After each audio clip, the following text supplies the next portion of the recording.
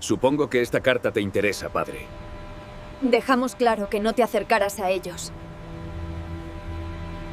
La nieve cae con un silencio sepulcral sobre la quinta avenida, cabriendo la ciudad con un manto blanco, que persia amortiguar los gritos de una metrópolis que nunca duum. Why Jonathan Blake salió de su reunión de negocios, con la frialdad de quien ha conquistado el mundo pero ha perdido su alma en el proceso. A sus 37 años, Jonathan era un tiburón en un estanque de peces dorados, con su abrigo negro hecho a medida actuando como una armadura impenetrable contra el frío y contra cualquier emoción humana genuina. Mientras su mente seguía calculando margins de beneficio y adquisitions hostiles, ignorando por completo la belleza cruel del invierno neoyorquino. Estaba a punto de subir a su limusina blindada, listo para volver a su ático vacío y beber un whisky añejo en soledad, cuando una voz, tan frágil que persia un susurro del viento, rompió su burbuja de aislamiento. Disculpe, señor. Jonathan bajó la mirada, esperando encontrar a un mendigo pidiendo cambio, pero lo que vaya hilo la sangre más que el viento del norte.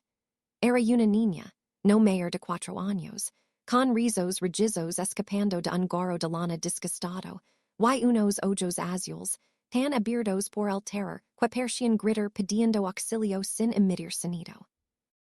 Llevaba un abrigo beige, que había visto demasiados inviernos y unas botas, que le quedaban grandes, pero lo que golpeó a Jonathan fue la soledad absoluta que emanaba de su pequeña figura en medio de la tormenta. ¿Estás perdida, cariño? Preguntó él, ardilando sin importar que sus pantalones de $1000 se empaparan en la nieve sucia, impulsado por un instinto paternal que creía muerto y enterrado. La niña negó con la cabeza, con el labio inferior temblando incontrolablemente mientras las lágrimas comenzaban a trazar caminos calientes en sus mejillas heladas y soltó las palabras que cambiarían la vida de Jonathan para siempre. No puedo despertar a mi mamá, lo intenté y lo intenté, pero ella no abre los ojos. El mundo de Jonathan se detuvo en seco. El ruido del tráfico desapareció y solo cuidó el latido acelerado de su propio corazón mientras la niña continuaba explicando entre solozos que su madre le había dicho que buscara ayuda si había una emergencia, y que ella había salido al frío porque nadie más se detenía. Todos la ignoraban como si fuera un fantasma. Sin pensarlo 2 veces, Jonathan tomó la pequeña mano de Sophia, que estaba helada incluso a través de sus maitones, y se dejó caer lejos de la seguridad de la quinta avenida hacia un barrio donde las luces de Navidad eran escasas y las ventanas estaban rotas, sintiendo como cada paso lo alejaba de su zona de confort y lo acercaba a una realidad cruda y dolorosa.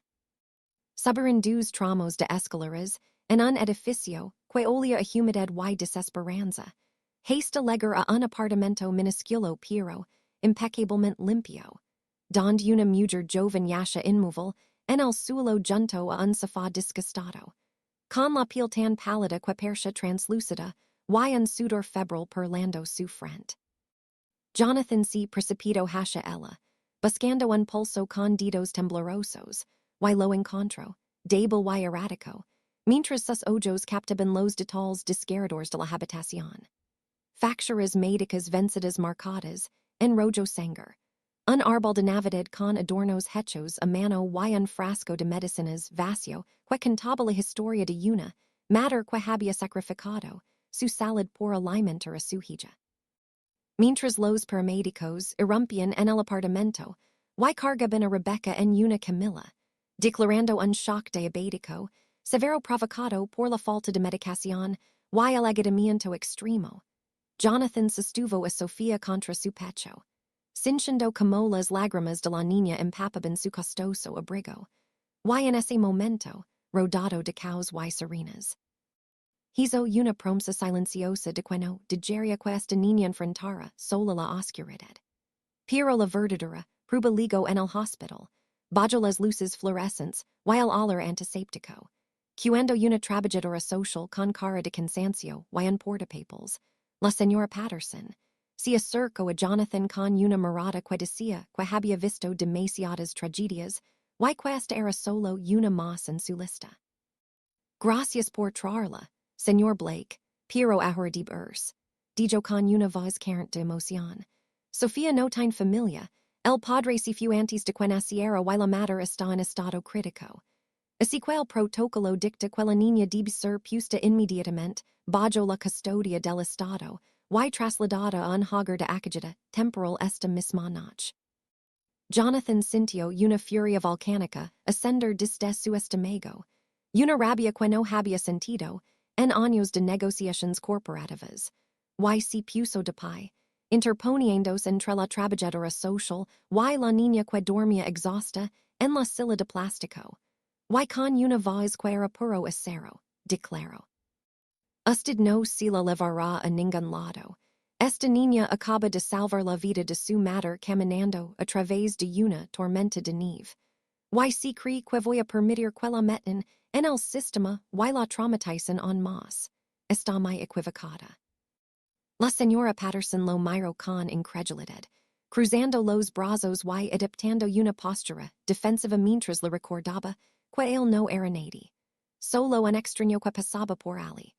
Y que la ley era clara, pero Jonathan, sacando su teléfono y marcando el número de su equipo legal de elite, la miró directamente a los ojos con una intensidad depredadora y dijo: Tengo abogados que pueden convertir su protocolo en papel picado antes de que usted termine su turno. Así que le sugiero que busquemos una solución alternativa ahora mismo, porque Sophia se queda conmigo hasta que su madre despierte. Y no aceptaré un no por respuesta. La tensión en la sala de espera era tan densa que se podía cortar con un cuchillo. Con el destino de una niña colgando de un hilo, y un millonario solitario, dispuesto a declarar la guerra al sistema entero, por una pequeña desconocida que le había tomado la mano y, sin saberlo, había comenzado a descongelar su corazón de hilo. Dejando en el air la pregunta de si el poder, y el dinero serían suficientes para protegerla o si la fría burocracia terminaría separándolos antes de que la historia pudiera siquiera comenzar. 2 horas más tarde, y tras una tormenta de llamadas telefónicas que hicieron temblar los cimientos del Departamento de Servicios Sociales, con amenazas legales, tan afiladas que podrían haber cortado diamantes, Jonathan Blake logró lo imposible, doblando la voluntad de la burocracia estatal mediante una combinación de su inmensa influencia financiera y una obstinación feroz que sorprendió incluso a sus propios abogados. Con la custodia temporal asegurada bajo la condición de una supervisión diaria estricta, Jonathan llevó a Sophia a su ático, un templo de minimalismo moderno de cristal y acero que flotaba sobre la ciudad. Pero que esa noche, al entrar con una niña de 4 años aferrada a su mano, se sintió por primera vez no como un santuario, sino como una caverna fría y vasta que gritaba por calor humano. A pequeña Sophia, con su mochila verde todavía puesta como un caparazón protector, miró con asombro y temor el vasto espacio, sus botas haciendo eco en los suelos de mármol pulido, y cuando Jonathan le mostró la habitación de invitados, decorada en blancos esteriles y grises corporativos, la niña retrocedió ante la inmensidad de la cama, confesando con una voz temblorosa que era demasiado grande y que se perdería en ella. Fue entonces cuando Jonathan, el hombre que cerraba tratos millonarios sin pestañear, se encontró en el suelo, construyendo un nido, con almohadas de plumas de ganso y mantas de cachemira, creando un refugio seguro para una niña que había perdido todo su mundo en una sola noche. Cuando Sophia le pidió que se quedara hasta que se durmiera porque los lugares nuevos le daban miedo, Jonathan se sentó contra la pared en la penumbra, y al escuchar que su madre le cantaba para dormir, algo se rompió definitivamente dentro de él. Comenzó a tararear una vieja canción de cuna, una melodia que su propia madre le cantaba antes de que el cáncer se la llevara, Desenterrando recudos, quael había sepultado, bajo capas de ambición y éxito. Y mientras la respiración de Sophia se volvía rítmica y profunda, él se dio cuenta de que mientras ella dormía, él estaba despertando de un coma emocional de 10 años. Los días siguientes fueron un torbellino surrealista que desmantilo la vida ordenada de Jonathan. Cancelo reunions cruciales para aprender que comen los niños de 4 años. Compró ropa de talas minúsculas, y se convirtió en un experto en cepillos de dientes de dinosaurios. Todo mientras visitaban a Rebecca religiosamente cada día, observando cómo la vida volvía lentamente a su rostro pálido. Cuando Rebecca finalmente estuvo lo suficientemente lucida para hablar, el encuentro fue una explosión de emociones contenidas. Lágrimas de culpa y alivio corren por su rostro, al ver a Sophia sana y salva.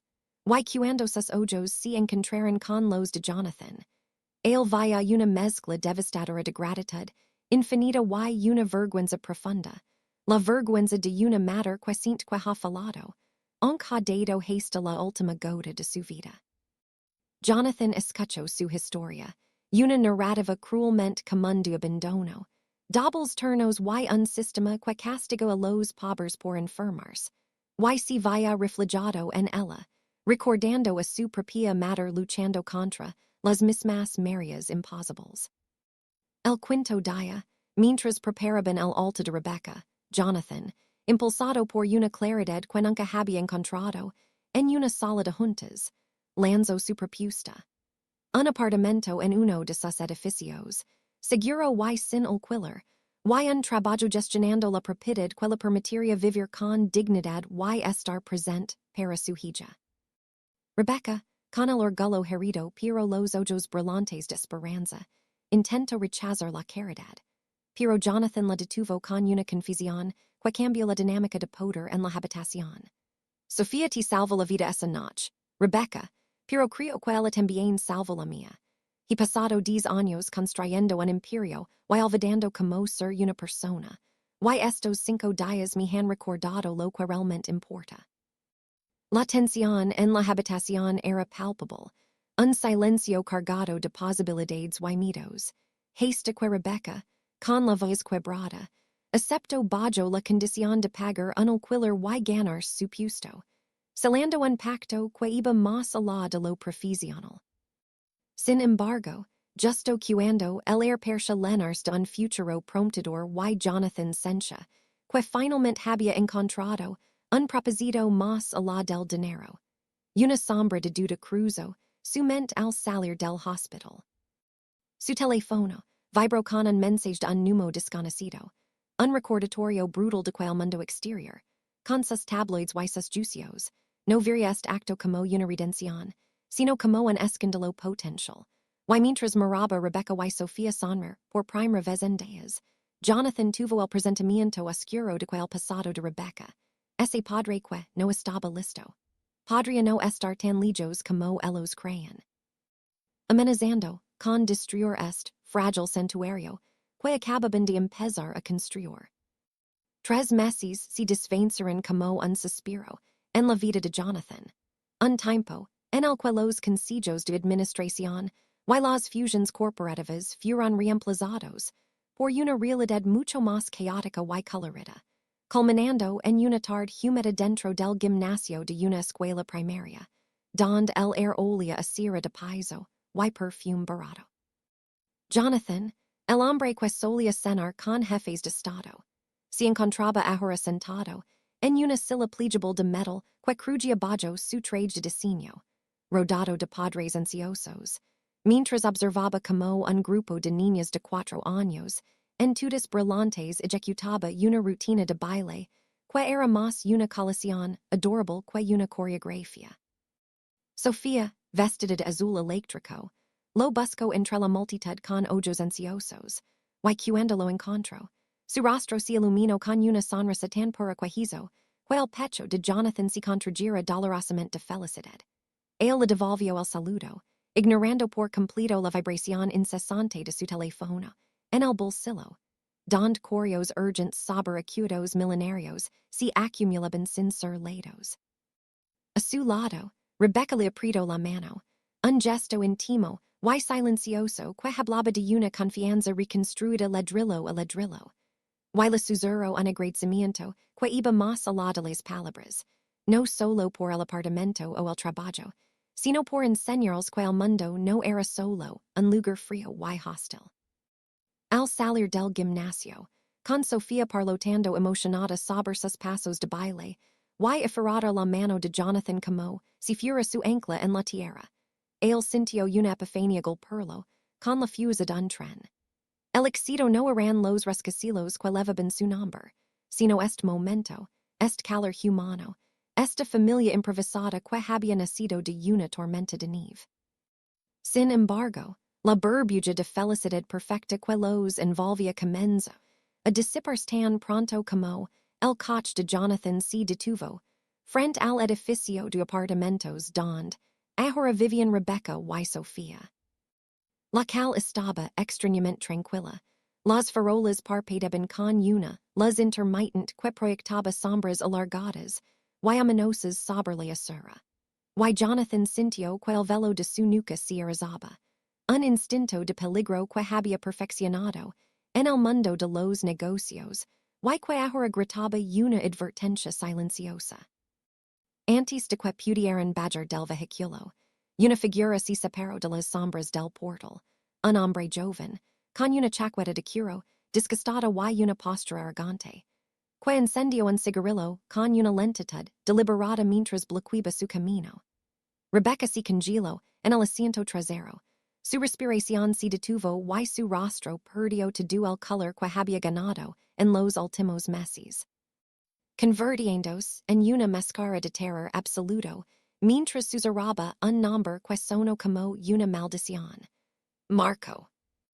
Jonathan bajó del coche inmediatamente, su instinto protector convirtiéndose en una furia fría, y se interpuso entre el desconocido y la puerta trasera, exigiendo saber quién era y qué quería, pero el hombre solo sonrió, una sonrisa torcida y depredadora que no legaba sus ojos vacíos, y lanzó la calila al suelo, aplastándola con la boda antes de hablar con una voz rasposa que destilaba veneno. Vea, vea, así que este es el famoso Salvador del que todo el mundo habla en el barrio, dijo Marco, mirando a Jonathan de arriba abajo con desprecio burlón. Pers que has estado cuidando muy bien de mis chicas, señor Blake, pero creo que si te olvido pedir permiso al padre. Jonathan sintió una olada de asco. Este era el hombre que les había abandonado, el cobarde que no estaba listo.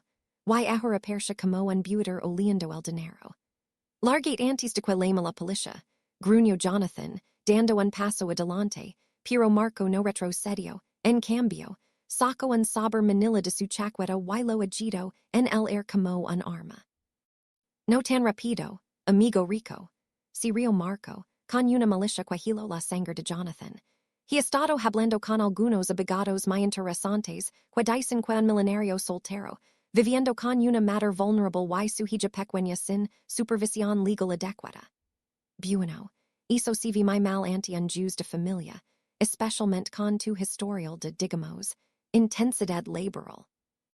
Rebecca salió del coche temblando, abrazando a Sophia contra sus piernas, y gritó que él no tenía derechos, que les había dejado, pero Marco la ignoró, fijando sus ojos codiciosos en Jonathan.